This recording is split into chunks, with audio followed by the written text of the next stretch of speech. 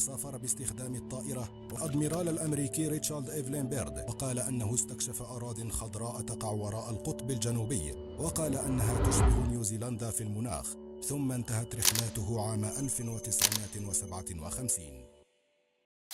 الا سولتكم عن القطب الجنوبي اش كتعرفوا عليه؟ الاغلبيه فيكم غادي يقول لي هي واحد القاره مجمده وما تيسكن فيها حتى شي واحد من غير العلماء والباحثين. فإلا مشيتي تما غتلقى غير البطريق والفقمات واوركات والبطاريق وبعض الحيتان اخرى. هذا الشيء هو الامر اللي عادي ولوجيك، ولكن كاين بزاف ديال النظريات. هذا هو الموضوع ديالنا اليوم. كيقولوا هذيك القاره القطب الجنوبي كتخلي ما هو اعمق وادهل من كاع هذاك الشيء كامل. تخيل معايا تكون في بلاصه فيها كلشي مجمد، والريح كتدور بسرعه، والبرد كيدخل حتى للعظام، والشمس كتبقى غايبه بشهور ما كتبانش نهائيا. كاين لا شجر لا مدن لا ناس، غير الجليد الابيض كيغطي كلشي، حتى حاجه ما كتبقاش تبان. هذه هي القاره اللي كيسميوها بالقطب الجنوبي او انتاركتيكا.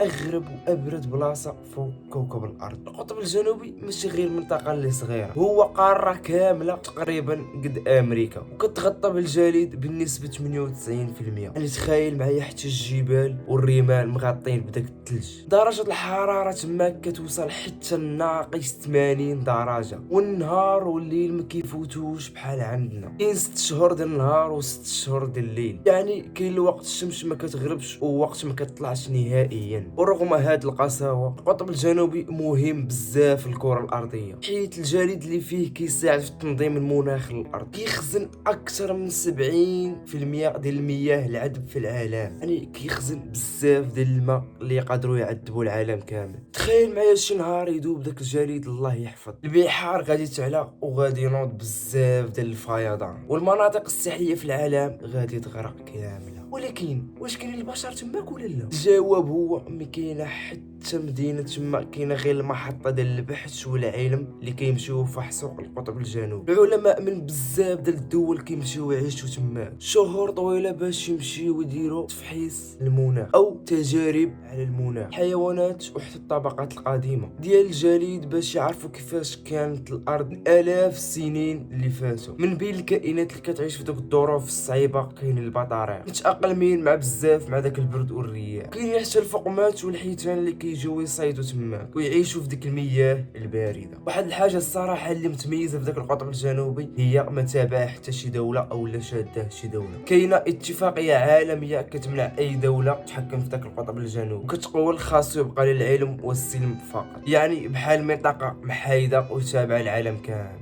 ولكن دابا العلماء بداو كينبهوا على الخطر اللي كبير. التغييرات المناخيه كيدوب غير بشويه بشويه، وهذا الشيء ممكن يتسبب في كوارث في المستقبل، بحال ارتفاع المستوى ديال البحر وكيكثر التسونامي والموجات والفيضان والغرق المدن الساحليه. واش في اخبارك كاين واحد البحيره مخفيه تحت الجليد القطبي ولا لا؟ وهاد البحيره عمرها ملايين السنين، معزوله تماما عن العالم الخارجي. تيقولوا العلماء باللي تما كاينين شي كائنات غريبه وما عمر البشر شافها نهائيا. واش كتعرف باللي كاينين سلاسل جبليه تحت الجليد تسموا هاد الجبال بغامبور ستيف؟ اكتشفوهم بالرادار، ولكن دابا حاليا ما قدروش يشوفوهم مباشره، بحال شكل الا قلتي شي مدينه ومخبيه تحت داك الثلج. غادي نقول لكم واحد الحاجه ولكن غادي تجيكم غريبه كيف ما انا جاتني غريبه وما تيقتش. رغم داك البرد القارس كاين في القطب الجنوبي كاينين براكين ناشطه تم. تخيل معايا بحال قلتي شاعل العافيه وسط الماء. اشهرهم هو بركان ايريبوس، ولا ما تيقتونيش سير بحثوا عليه وغتشوفوا واش بصح ولا لا. القطب الجنوبي هو اكثر بلاصه كيقدروا يلقاو فيها النيازك من الفضاء، لان سي داك الجليد كيحافظ عليها. داكشي علاش تما ديك البلايصه معروفه بالنيازك. علماء اسيدي كياخذوا بعض القطع من داك الجليد في فقاعات ديال الهواء قديم وديال شحال هادي، باش يعرفوا كيفاش كان الجو في العصور القديمه. وشوف العلم اسيدي، شوف هادشي كيعني كتشم واحد الهواء اللي قديم وفي عمره اكثر من 8000 سنه. تخيل معايا. باش نختموها، القطب الجنوبي ماشي غير الثلج، راه هو القلب بارد ديال الارض. الا ما حميناش وحافظنا عليه الارض كامله غتدمر. في كل مره كتشوف الثلج تذكر باللي تماك العالم كامل مجمد ساكت، ولكن كيلعب دور بزاف في الحياه ديالنا.